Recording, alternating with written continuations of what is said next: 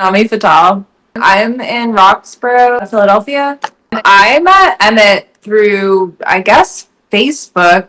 I think we just had a bunch of mutual friends, and when I realized that he also was a zebra, oh, okay, cool. And I don't even remember who added who, but I just know that we would Facebook message, and actually, no, I don't think we would just like each other's pictures and things, and realize, okay, this is definitely one of my people.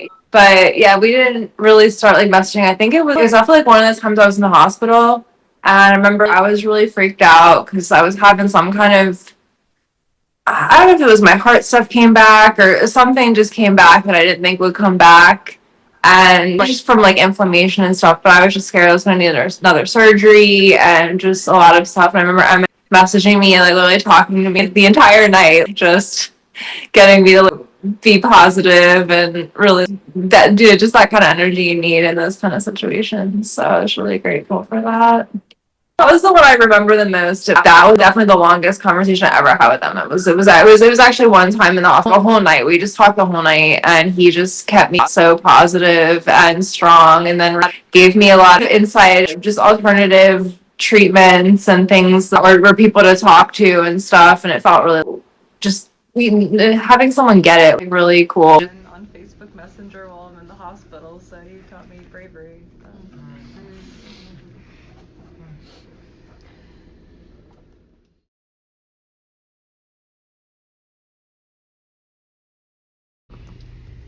I just want to thank everybody for coming. I know that some of you.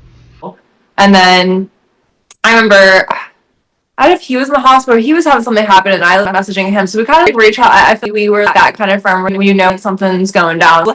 That's when you're in my DMs. It was so very cool to have that kind of safety net for this, because it's really hard. Because I mean, it's hard enough having EDS, but then when you have all the other issues like tethered cord and Chiari, and I feel like only people that have been through get it. Emet, so Philly has, I think, just the most amazing, enigmatic disability community for just a little bit of everything, and it's so complex and beautiful. And I feel like with Emet's energy contributing to that, because yeah, he drew just all these different types of people together, but we all clicked. So I thought that was something really cool to have those cross connections. I feel like maybe a fourth of the people had EDS. Did everyone have EDS? Because I know that I had EDS. I know Nadia was there. She has EDS. I mean, obviously, I actually didn't know who had EDS and who didn't. I don't know, we just saw people there that were,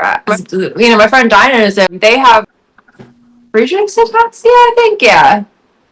So yeah, it was all different disabilities. It wasn't just EDS, which was cool. We're all in it together. So I thought that was yeah, there was like the disability community was there, the Jewish community, the trans community, all these different communities have just, I don't know, the best hearted people all in one space was really cool. I think that it's not about just caring, it's about sharing resources, I think, because it is really hard to have, I mean, specifically EDS and, EDS, Chiari, tethered cord, and all these things. It's such an easy thing for like, the medical world to overlook or act like it doesn't exist. But I think when you have us together, obviously we all have this thing, so it exists. It's not just somebody making it up or anything like that. We've all had these surgeries and these symptoms, and I feel like so much of it is put off until you have something as serious as what Emmett had with the gastroparesis. Then they take it seriously. But yeah, I just think that people, especially with our disability, need to really advocate together, make a presence. I liked what I said in my statement where I thought it was going to be, I mean, I was sad. It was very sad to me, but at the same time, when I got there, the energy didn't feel sad. It really, everyone there was just super strong. Mostly Emmett, but everyone there, it was a very, I didn't see anyone breaking into tears until the actual funeral later. So everyone was there for him. They brought their best energy and love. It was just a room of love. That was such a beautiful thing to be in. And it reminded me of my uncle who raised me. He had a living funeral, and he actually had it was a barbecue. but it gave me that same feeling. And he was very, very wise beyond this world. And I find it kind of was reminded me of that. It just, I don't know. This is how life should be. This is how to live your life. You want to be there, be around everybody in that moment, and even death. This is how to live in death and not make it a part of life. It doesn't. You can be sad about it, but it's going to happen to everyone. I think it really helps with that acceptance of all of our mortality and just, I don't know, just feeling togetherness. I think that was really through everything we go through, even dying, we're not alone. Yeah, so that was honestly, I felt so, when I got invited, I was like, oh crap, I haven't even read all the book. I saw all the movies, but that doesn't count. So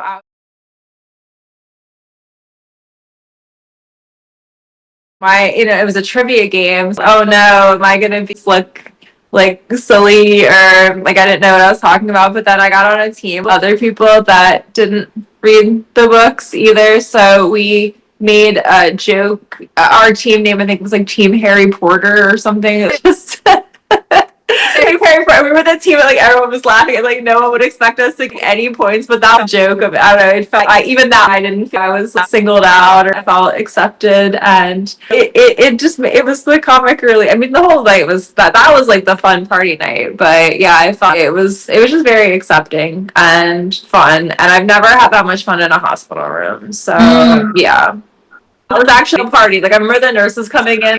What's going? Oh, okay. Well, I don't think they've ever seen that before, but oh, well, first of all, that these conditions exist. That's what I'm doing. I'm actually currently in nursing school, and I was just right before you reached out to me to do this interview, the day before I was talking to my professor about Emet because we're going over TPN and reasons people use TPN. And they didn't even know they're trying to tell us like, oh, TPN is only for short-term use. I'm like, no, it's not. These are conditions that are, and they're like, oh, well, yeah, if you have diabetes. I'm like, no, actually, it can happen with EDS and any kind of neurological brainstem issue. Like, there's so many other reasons that I think the medical community isn't up to date on, and we need to be advocating that, yeah, A, these conditions exist, and B, this is what they do so that people can get earlier diagnosis and then hopefully better treatment. Because I think that I don't know if these things are preventable, but at least they should be understood. And I think the hardest thing about having a condition is not only going through it and suffering through it, but having no one even know what it is. And having, like, literally, I can't even imagine dying from something that most doctors and nurses don't even know can happen. So that's why I really feel that, yeah, we need to keep sharing Emet's story and just, A, for how amazing he is in his memory, but B, just what he went through, because it is something that can happen to a person. And it's not something that happens all the time, but it does happen. And I feel that that's something that should be taught in medical school and nursing school and things like that, because even though it doesn't happen a lot, it still happens, and you're going to get patients with it. So you should know what that patient is going through. Even if there isn't a cure, you should acknowledge and understand and just, yeah, accept. Surgeries. So what I had, I know Emet did Emet get the surgery? Because I know he was screened first. He had this other core surgery, right? We have the same neurosurgeon. Yeah, we have the same neurosurgeon. I wondered a lot.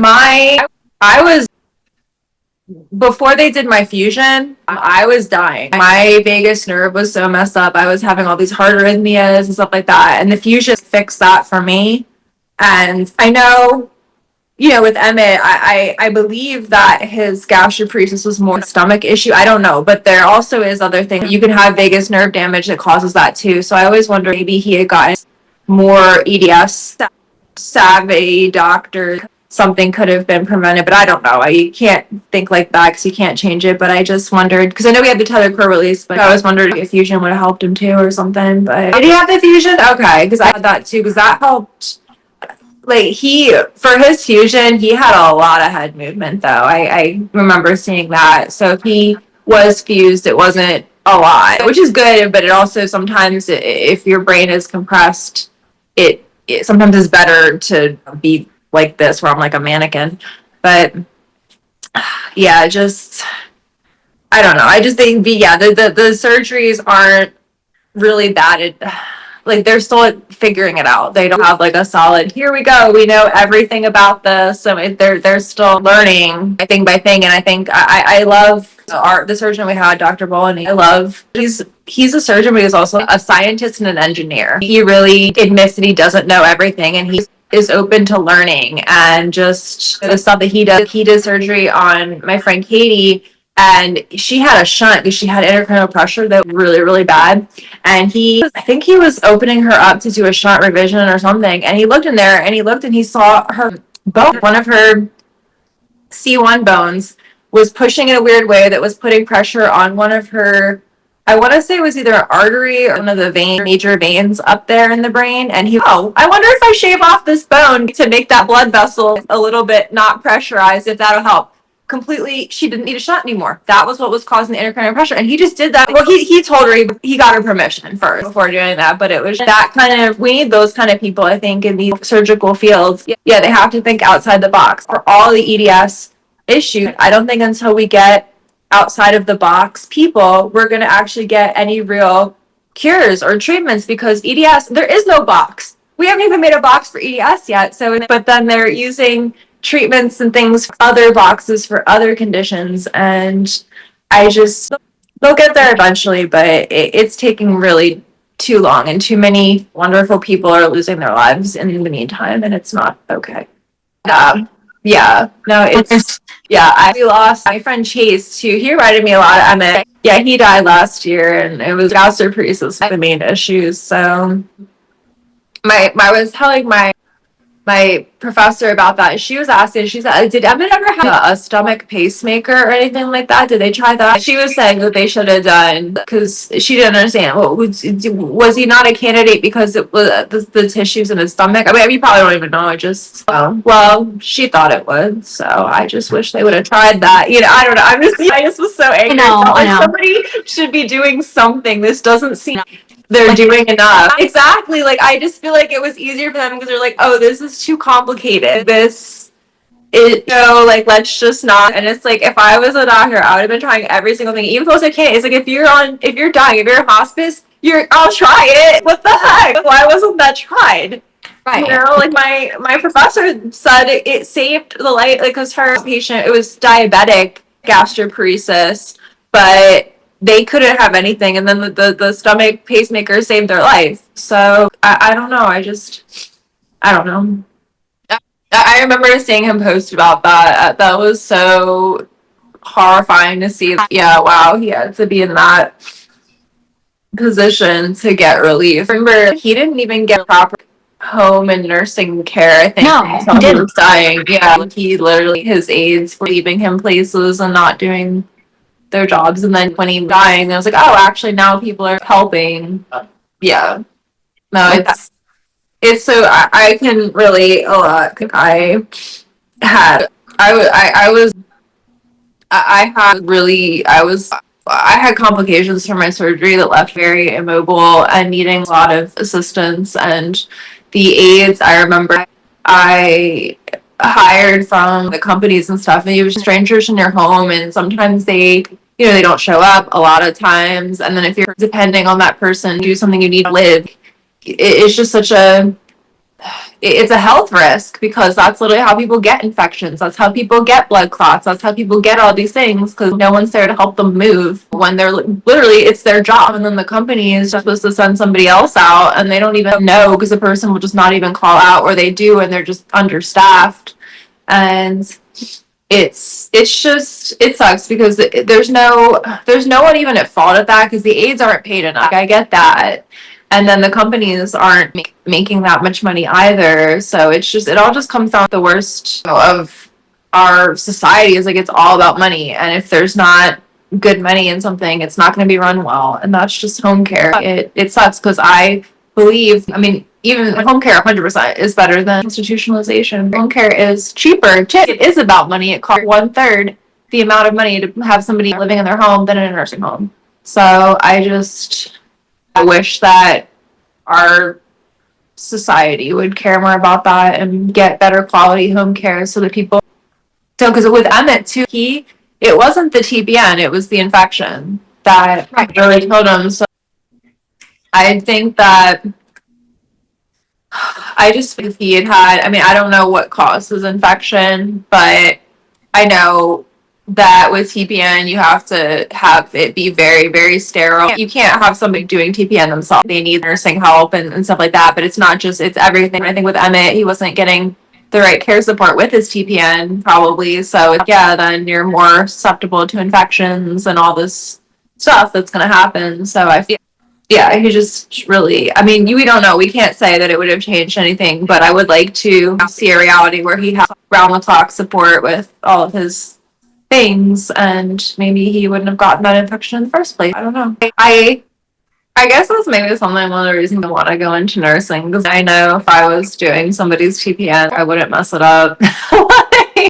I I think well, okay, so I also do, I think that for something like yeah, like a TPN, I do think someone would have to be a nurse or hired to really just understand you have to it really like know aseptic technique very seriously. But the problem is like there's no disabled people. It's very hard for disabled people to get into the medical field, and that's why you don't see as many of us. Because yeah, I had to. Oh my gosh, I had to go through so many hoops to get accommodated for nursing school.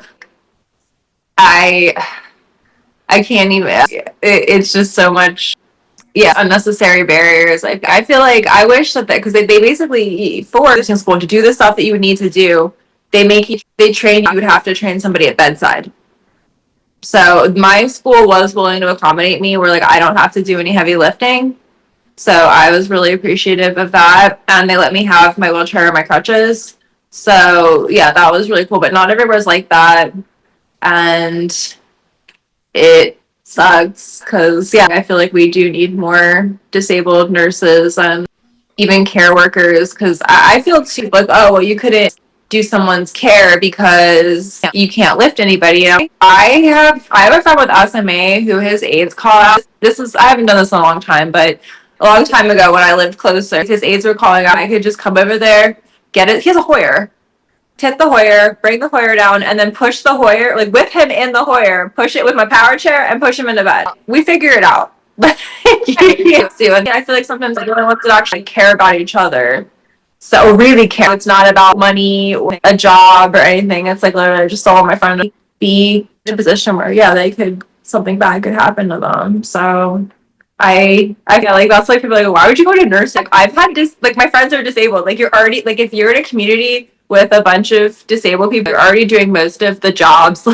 Like, well, not Nurses just already do. you're doing care jobs. Yeah, you're definitely doing like I don't think you can hang out with your friend one on one without knowing some important care techniques. Yeah, and legally be able to give medication. That's I think because there's like a legal aspect to it. I don't even know what kind of nursing I want to do. I actually don't even know. I went into this with the idea. Well, I know I could do telehealth. That's something I can like definitely do without much strain on my body.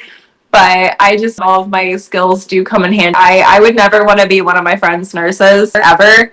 But just being that person who can kind of observe their nurses and no, okay, she shouldn't be doing that. I think that's something I was doing even before nursing school. But now that I actually have like, you just want the cred where it's like, I'm actually a nurse. Stop doing that. Like, I only know one other nurse with EDS, and she did nursing school before she started using wheelchair. So I feel like I'm in this whole I don't there's not really much of a path that I'm paving it because they at first how they didn't even think I could do CPR. I didn't even know if I could do CPR, but my primary was like, you can do CPR on a dummy. I'm like, okay. So I did it on the dummy. I have quadriparesis too. With my fusion, I had a wire pop out and go through my brainstem. I have a spinal cord injury. Like, you can't tell looking at me, but I don't have reflexes, so certain things, lifting or pushing, I have trouble with. But I can do CPR on a dummy to be AHA certified. So it's yeah. But someone's needing CPR around me, I'm probably gonna get one of my other people to be the one to jump on top and stuff. Like, I'll be the one calling 911. That's exactly. But I just figure out. But I'm actually, it's fun. Even though I'm disabled, I'm the best in my class at IVs. So you can still, it's not like lifting isn't everything. So many other skills, and you just work together. Even like when I'm in clinical, I have my whole clinical group. They know my disability. I know all of them. We're friends. So anytime I need some help lifting, I go and I have two people that I ask to do the lifting, and then I can do any of the patient care, observing, and things like that. So like we figure it out. Well, yeah, that's the thing. I think it's cool to have disabled people and able people working together. That's like, I think really how I found in school it because we all have, and there's no such thing. I mean, an able person, no able, everyone has strengths and weaknesses. Somebody that can lift somebody might not know all the ins and outs, which assessment to do, or what, even technical skills. Like, yeah, like, we help each other. Nobody is really disabled. Everybody just has different strengths. I mean, obviously I am disabled in that when I'm around them, I'm not, because they can compensate for what I can't do. So we're all kind of one unit. I really don't, like, when I'm around my clinical group, I don't really feel disabled because it's all accommodated, I guess. Like, it really is. Because that's like, I don't feel, as long as I can do everything that I need to get done, I'm not disabled. And that's it. If I need to lift somebody and I have two people there to help me lift them, I'm not disabled. I can do, but because I do have that natural empathy of a disabled person, I think that's actually like my strength, because I can understand things even if we haven't learned them yet in class. I can still, just from having friends went through that and that happened. Okay, we shouldn't be doing that because that. And I think that I feel like my patients too, like really, when they know that I'm one of them, the wall comes down and we can really, I don't know, get each other and make that therapeutic relationship happen. The first patient ever for clinical, I came in and I actually, so I'm ambulance, I can walk a little bit, and I wasn't sure, like I usually I have my crutches, and I wasn't sure if I wanted to bring my crutches in the room or not. So I'm gonna see what happens if I don't bring my crutches in the room. Pretend like I'm totally normal, just walking slow, careful. And I went in, and that she had just had surgery. She had 6 stents put in her leg, worried about not being able to work anymore, and just so was having a very emotional moment. And I'm trying to help her with the care support, and she just started crying. I don't blame her for this at all, because like I know what that's like, man. But she yelling at me, "You have no idea what I'm going through. You don't know what it's like being in pain, losing everything. You people," because I have the scrubs on and she can't tell I'm disabled. So okay, and then I went out of the room. Then I came back with the crutches, and she, "What happened to you? 8 brain and spine surgery?" Oh. No, we're cool. I still go to the room with all my crutches if I feel like, because it's just easier for me to navigate and I can use my hands. For me, this is more about sterility. When I now make it a point, a lot of my patient, when we're communicating, a lot of times tell, I know the hospital sucks. I've been in the hospital too. Oh, what for? Like 8 brain and spine surgeries. Oh, and then we're cool. So I feel like that's my way of being open about my disability without telling too much about it, because I still like my privacy. The way that like we can connect and build, it builds an instant rapport that then they feel more comfortable telling you stuff about what they're going through, and you need that for your assessments, because if you miss something important, that can turn really serious really fast. So it's been very, I got the easy access card where everybody else has to, I don't know, I guess try harder to pull things out of people. I had 8 brain and spine surgeries. Okay, you can tell me everything. Yeah, it really is. Like, it's not a disability there. Exactly. I think you just have that. Yeah, it's empathy and empathy. I had that written on my last master's clinical evaluation. My greatest strength was empathy and compassion. I thought that was really cool. That made me feel good. So yeah, I try to, I mean, a lot of the stuff that people have been through, I've either been there or I know someone who has been. So maybe not even everything, but even things you remember people and they make these lasting impressions on you. And definitely Emet made a lasting impression on me. And yeah, I can carry that with me every day for this career path and life. And I think that's what did he go through, and what would Emet do? I definitely could have been a nurse or a doctor. Oh, he was a rabbi. Yeah, he was. It happened. It actually happened. Yeah. Definitely would have done a lot of good. I actually, the doctor that diagnosed me with Chiari really saved my life, because if he hadn't diagnosed me, what my whole life is, what's going to happen to me when I go home, and not like that I get just the normal. I like taking like microbiology. It's so crazy how long it took people to realize that you need to do that. I just, what was the guy Semmelweis? Do you remember that story? Oh yeah, I forget his first name. His last name is Semmelweis. He was a surgeon. I don't know. He saw the women during birth by telling people, "Hey, we should wash our hands between deliveries," and then all of a sudden, women didn't die. But then they had him institutionalized because he couldn't explain why that worked. I think that there's this organism, microorganisms we can't see, craziness, madness, lock them up, and it just, I feel like people that use their minds and their hearts, somehow they're just always misunderstood and persecuted. It's I love this world, but also, yeah, there's just so much. So much wacky. I know, that's the thing. You met him for like a day, and we've known each other for life. Yeah, that's how he treated people. He really did. I remember just, yeah, him being so just open and caring. And it was like, oh wow, like when we first started talking, he's like already very, you don't feel like there's all these walls and stuff, just very accepting and warm. I can remember even before I think I actually met Emet. Well, I mean, not met, but I saw Emet before I met Emet. I remember seeing him on, I guess, Instagram or something. I saw a picture like, wow, that guy looks so cool. And then I realized, like, wait, he's in Philly? And then, yeah, somehow then, yeah, Facebook connected us. But he's just that person that people want to know, because he had really cool style. He just always had, yeah, like the most stylish stuff. That was a cool.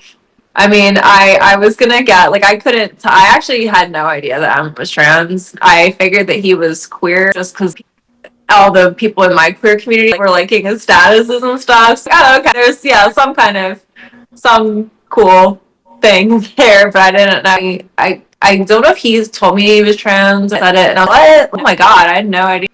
But cool, that's awesome. I think it's really strong when people who could pass if they wanted to are still open. Exactly. So I just thought he was the guy that would wear makeup sometimes. I thought he was just everything he stood for with that should be the norm and accepted and appreciated in society for diversity. And that's what I love about it. Because, like, I mean, I know it's completely not the same. I don't want to be one of those people, but I feel like that I'm a cis female. I identify as a cis female. I don't, because I'm a cis female, want to have to always wear makeup or dresses or something just to be a female. I love comfy. I forget, like, flannel. Like, what the heck? Like, I don't have. I mean, I like girly stuff too, but you can like whatever and still be the gender that you identify as. Be you, exactly. Don't just be your authentic self. You don't have to dress up for anybody, or you can dress up. Like, there's no wrong way to be you. So, like, you just need to push for your needs. Not even, yeah, you deserve it. Exactly. Do you get like a child that has an accessible, oh my gosh, this is so great, but no, this should be the norm. I feel all in my crazy perfect world, I think everything should all just be accessible for everyone. Even if you don't use a wheelchair, the standard should be wheelchair size, because they're better. Everyone loves those sizes. The wheelchair size stall. All bathrooms should be, and anybody can become disabled at any time. So why are we making most of the world for people just on their best day? Exactly, when you're literally talking about a difference of just a couple inches in a doorway. It's such a silly, trivial thing. We have the space. It's not you have to make a separate anything. Literally just make the wall come out a little more, make the space a little bigger, or just, I mean, I have this thing, like, people get so hung up with older buildings and historical stuff where I mean, all the historical stuff in any other country, they're making all of that accessible. They have accessible castles in England, and we can't even, literally, like, if there's a space that there's no way this can be made accessible, knock it down and build something better. Money on plumbing. I just don't understand why that's not the norm, and the way that everyone's thinking, they're like, everything everywhere should be wheelchair accessible. because people are like, oh, you shouldn't make something just for the obscure minority. Literally, you could be in a wheelchair tomorrow. You could fall, or get hit by a car or something. That's actually how we got DEI to be DEIA, because so many people got long COVID that they're like, oh, we have to add them too. But it shouldn't be like that. Everyone should just, yeah, we would be less disabled if everyone, they just planned on it, like having a life package. Anyone can become disabled at any time, so let's just make the normal just in case. Hopefully they don't need that. Why are doorways so narrow? There's no reason. It doesn't even look as good. Nobody likes that. Every time somebody goes into like a wheelchair accessible place who's not a wheelchair, like, this is so cool. I wish my apartment looked like this. Or like, why aren't we making them all like that? It just is so weird that people are so, no, we need these tiny little doorways and these tiny little, why? It's just so weird that people don't want to be comfortable, because that's the thing, like, people are more comfortable in bigger spaces. Why are you just making it just for comfort then? And then also, yeah, if they need a wheelchair, good, we got you. You're already in an accessible home. Every apartment, every resident, every building, all of it should be built with every area wheelchair accessible. Okay, so my theory is that most people with long COVID may have some kind of EDS or mast cell issue, because a lot of people with EDS, you don't even have to have EDS. Like, you can be like my family, there's some of them that are diagnosed with EDS, and there's others, they have traits. I mean, they're all hypermobile, but they don't have all the extra conditions me, my aunts, and people have that where we get the diagnosis. So I think a lot of people with long COVID probably have some kind of EDS traits or something. Like, specifically, I think mast cell. There's so many autoimmune things with EDS that they don't understand. I have been to, because I have these autoimmune issues. I mean, we talk about this, of just like with inflammatory stuff. Yeah, we're pretty sure it's mast cell, because I do respond well to Zyrtec and things like that. But that's like literally how I function on days where it's just the pain. It's like burning pain and inflammation. And when I had COVID in 2020, I beat COVID. But then a month later, I had paralysis after a tethered cord surgery, because I fell down a flight of steps and got a spinal fluid leak. But it was temporary because the fluid absorbed. But I have a scar tissue on my spine. And afterwards, my paralysis came back. My legs were I couldn't move them. They were purple. I couldn't go to the bathroom. So I was hospitalized, and they said it was Guillain-Barré. And they treated it with IVIG. And I responded really well to the IVIG. That saved my life. I believe that if they hadn't given me the IVIG, that I would have gotten long COVID. My allergist said what it likes to do is it migrates to tissues. And what I believe that they did an MRI, and they said that I had inflammation in my lower back where I had the tethered cord surgery. So I believe that the COVID virus went into my scar tissue, made a home there, and even though they said I beat the COVID because I was coming up negative, it wasn't in this area anymore. It was literally in my tissues. And she said some people with symptoms like that, they did tissue biopsies and they found the virus in those tissues, still causing localized mast cell reactions. Can move and do stuff. Like, I always feel like that area where it was, I still feel like there's something there. Like, there's an extra layer of tissue or something that just stayed. And I deal with it. I mean, it's not painful. It's just a weird feeling, I guess. So, I mean, I have pain, but like, that's not from that. So, but yeah, I think that, people don't realize like how COVID affects people with pre-existing conditions. That's why, it's just a cold. No, it's not. Not feel it. Like, they might not feel, but then they get a random heart attack or random stroke or something. And it's like my friend's mom, she had COVID. A few months later, she had a stroke. So, and we're cutting all of the research for everything. It's like such a sad day. Medicine and treatments of things that I found, like, well, you wear a mask when you go into surgery, or not into surgery, but like in a hospital, an ER room, somewhere where there's definitely something that can make you sick. So you just got to think about that.